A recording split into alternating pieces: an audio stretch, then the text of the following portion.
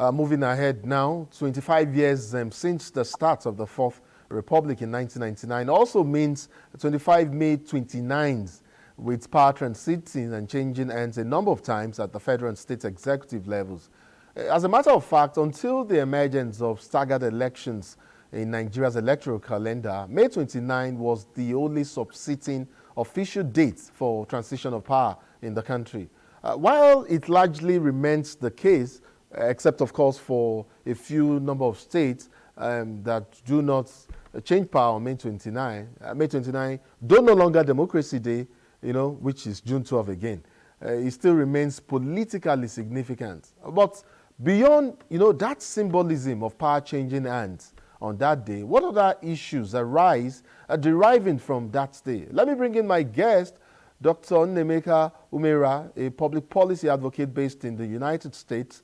He runs a non-partisan think tank, aiding policymakers in research and advocacy, research and education as well. He is a professor of medicine in the United States. Doc, thank you so much for joining us. Last time you were on the program, I think we talked about politics and governance, and this time we're doubling down on the issue. It is great to have you join us on the program. Thank you so very much for having me, and thank you, Nigerians, for joining. Thank you, everybody all over the world that is participating in this conversation. I appreciate it. All right, Doc. I think it would be important to historically review political power transition in Nigeria, maybe until the collapse of the Third Republic, and just oppose that, against the last 25 years of the Fourth Republic. In your opinion, how significant is it to note that the process, even though we know it's ongoing, that Nigeria has seemingly and is increasingly evolving a strong democratic culture of peaceful transition of power in recent years? Especially when you think and you put that against what transpired under military rule in this same country.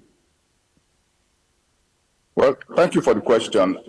I have to start by giving Nigeria a big, like America, I have to give its applause.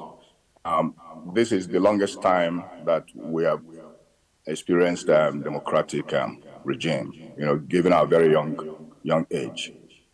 It's been going on for 25 years now, and I pray it goes on for 200 plus years, just like it happens in America. There is the peaceful transition of power. Sometimes what happened during the election is also can be questionable in terms of who won and who didn't win. Our late President Idua actually came out and confessed that the way he came into power was kind of crooked. But having said that, there was still peaceful transition. And Nigeria has witnessed transition from one political party to the other political party, have witnessed transition intra-party. So these are all good things. And it's also worthy of note that we're still very young in this process. The country, the United States of America, where we're trying to get our democratic concepts and ideas from. They've been doing this for over 200 plus years. So I would say very, very good job as far as transition of power is concerned to Nigeria. So relatively young, but nonetheless significant. I mean, that's quite something to go on. Now, Doc, I know politics is the vehicle or medium through which the attainment of all forms of representative or people-oriented leadership is attained. But is it necessarily an ingredient for good governance? Is there a supposition that politics breeds good governance? Otherwise, we could as well say that every political process involves good leadership. So, Doc, I need you to tell me this. Can politics be modeled to largely throw up good leaders as a culture and as a system? Absolutely. Compared to the military regime, if it is practiced correctly, it's a who doesn't know, and the way to within who is qualified in every respect to lead the country, as opposed to the military regime where only one person can just say, okay, you here, this is your position, you go be the administrator of Anambra State, or you go be the administrator of Lagos State. And, in the political dispensation, people get to participate to pick who their leaders are. That is the concept. And that is a very good concept. That way the best of the minds are supposedly picked to lead the polity. So when you say the qualifying process for leadership, and I'd like to take you back there, and you've used the keyword there, supposedly, the best supposedly emerging, and then you say the qualifying process for leadership. Do you perhaps want to link that to political party operations and the way leadership emerges right from political parties before they are put out there for the people to decide or whose policy or whose ideas they are most comfortable with? Perhaps this whole, leadership emergence process from the political parties just before, these candidates are, handed over and presented to the people. Do you perhaps want to go back and maybe double down on that? Well, yes, in policy, in principle, that's what is supposed to happen. But unfortunately, in the Nigerian process so far, and again, I have to remind you again that I've said that the process is still very, Nigeria is still very young in this process. I believe that it will, with time, mature. But at the present time, the way it is practiced tends to actually exclude some people, and because it is so monetized.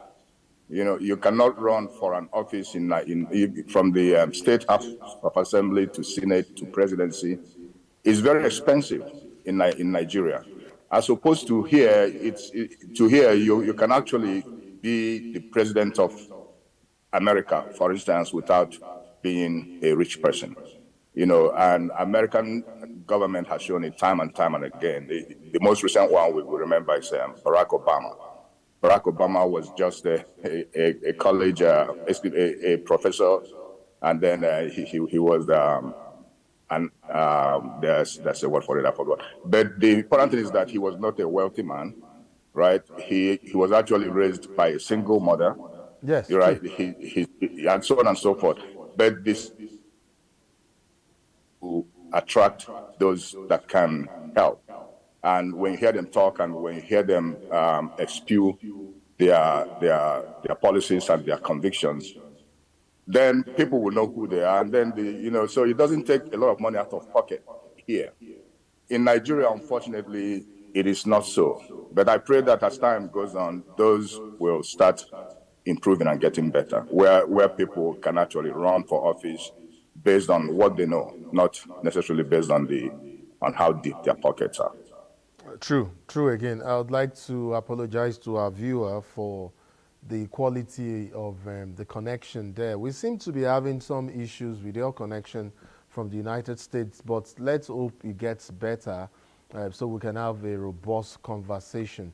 So I think it will be good for us to talk about building institutions. If for nothing, I know that part of why the democratic culture is that ingrained, and should I use the word solid where you are, is because of institutions. So let's talk a bit about building these institutions and how that again, involves the political class, the leaders, the civil society, and even the people themselves. They say institutions outlive leaders and that they are ideal reminders of how society operates.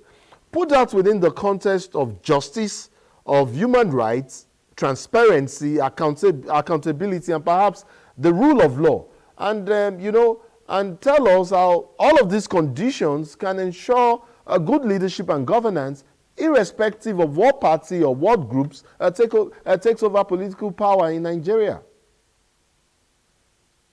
So the institution in this case, I would say, is the populace. That's what it should be. And then, I liken it to when you're trying to build a house. You have to lay the foundations first. And that foundation is now what determines the longevity of that house. If the foundation is not appropriately laid, the house will collapse ultimately. So what happens is that, say, for instance, in Nigeria now, again, I keep going back to the fact that we are copying the American system. We're adopting the American system. There are three key institutions. Those are codependent and independent of each other: the judiciary, the executive, and the legislature. And the way to be done is that those three arms of government are not supposed to be subservient to the other part. That's all. And what happens is that all three of them are responsible for and to the populace, the governed. And what they're supposed to be doing is to be doing things that benefit the governed. So because there are these checks and balances, say, for instance, as you have seen in this country, if the executive is not doing something right, the legislative arm can impeach, right? If the judiciary is not doing something right, the legislative arm can also impeach. In this, it's in the Constitution that, for instance, the Chief Justice of the United States can be impeached by the by Congress, and so on and so forth. Congress can make a decision that the executive doesn't like, the executive can override. So by so doing, everybody is kept in check. This is what I see, at least at the at the expression of it. This is still going on in Nigeria. These three arms of government are supposed to be co-equal and independent. But then you find out that, again, we're still evolving. But then you find out that in some situations, for instance, say like the governors tend to be overly powerful in Nigeria, for instance, and they tend to do basically what they please, knowing that the executive, the legislative arm tends to be cowing to the executive. Frankly, I hate this. The judiciary is not really having a very good image overseas in Nigeria as it stands. So until those things are tweaked and people really see that it is working, democracy can actually be a very beautiful system of government. I mean, I get what you're referencing there in terms of, separation of powers, rule of law, and how it might also impact on justice and other conditions, democratic conditions that I enumerated earlier. But, aside some of these issues that you've raised, I have also struggled with quite a number of issues as well. Sometimes, this with the practice of politics in Nigeria, especially when I reflect on the products of the relationships between, and this is just an example, between supposed political godfathers and sons, maybe. And, but I put this against what should ordinarily translate to as political leadership mentoring. And that is exactly where I'm going to. The role of political leadership mentoring in democratic culture. I take a look at countries like China, and India. These are examples of nations which have harnessed and optimized suitable leadership mentoring processes to raise and nurture leaders who have gone on to facilitate the growth and development of their respective nations. Dr. Maria, does it appear to you like leadership mentoring here in Nigeria is thoroughly based on, these values of transparency, values of accountability, perhaps responsibility, productivity, and maybe let's add efficiency, on the mentees? If not, shouldn't that be the case? I would say that for the most part, I see a lot of mentee mentorship in Nigerian system. There are, go say, for instance, our current president now, we all know that he was an MKO Abiola mentee, for instance. So those happen, but where it gets to the extreme, then, like the words that you're using, the political godfatherism, that is very almost shameful. That one person will pick somebody and impose that person on the people. That is almost military regime. they're almost practicing military dictatorship, even though they're in suits. And we all know that there are countless examples of them in our dear country, Nigeria. We all know what is currently going on in Rivers State between Fubara and we all know what is going on in Kaduna, and so on and so forth. That aspect of political mentorship has to be checked. And to me, that also points to what is wrong with our election system at this very time. Because if the people are really to choose, that will completely eliminate that godfatherism. But unfortunately, that's what I was saying. I was going back to the point that some people get so powerful that they will handpick one person and insert that person regardless, and that includes manipulating the election results with impunity. That I'm sure with time will stop, because we're beginning to see that it doesn't, whoever puts somebody in, with a very few exceptions, the person turns around and they become enemies. So maybe, hopefully, this will start teaching our people that this is not the right way to pick leadership in our country. Dr. Umera, Yes, we've talked about this whole issue. I'd like for us to, maybe just before, because we won't end this program without me asking you your opinion on the first year anniversary of Mr. President Bola Tinubu. But just before that, still on this whole issue of going beyond the symbolism of May 29 and in building a resilient, culture of good governance in Nigeria, I am wondering how our focus should shift, or perhaps do you think at this point that we probably should be focusing more on building capacity for our growing youth population, political capacity now, and more generically, and perhaps also engender a system of inclusion for young persons, for youth, and maybe more women, in issues of politics and governance in the country? If you ask me, in principles, definitely, the system should find a way to bring up the youth and women. Absolutely, in principles, yes.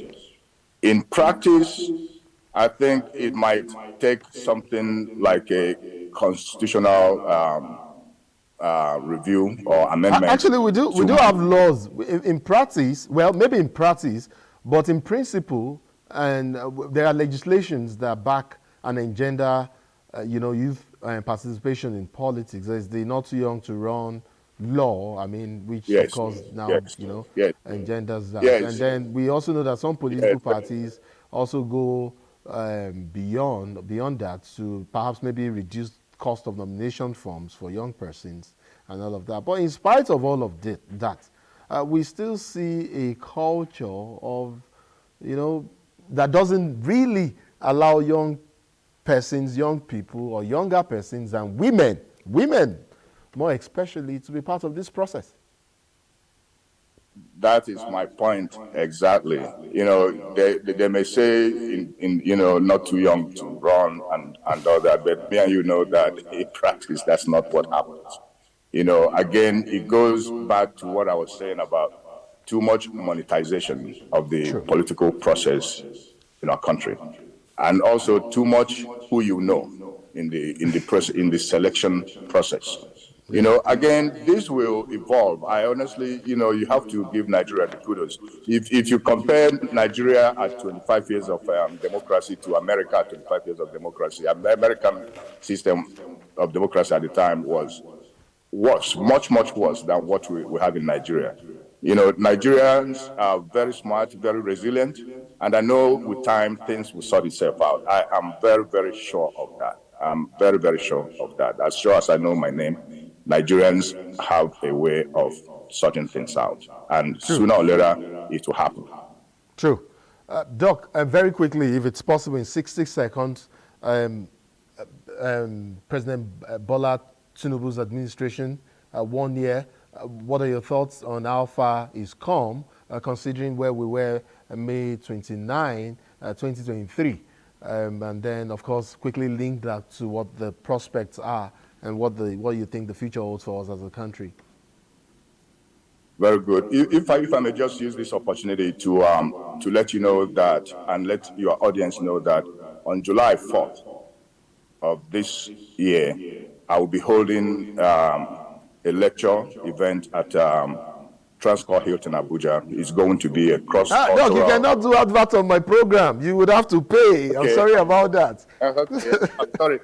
No, the reason I brought it up, though, is that this is where we'll be talking, where we'll be focusing on this first 1 year of President Tinubu's no problem at all. Just okay, we will talk about that outside of this program. Yes.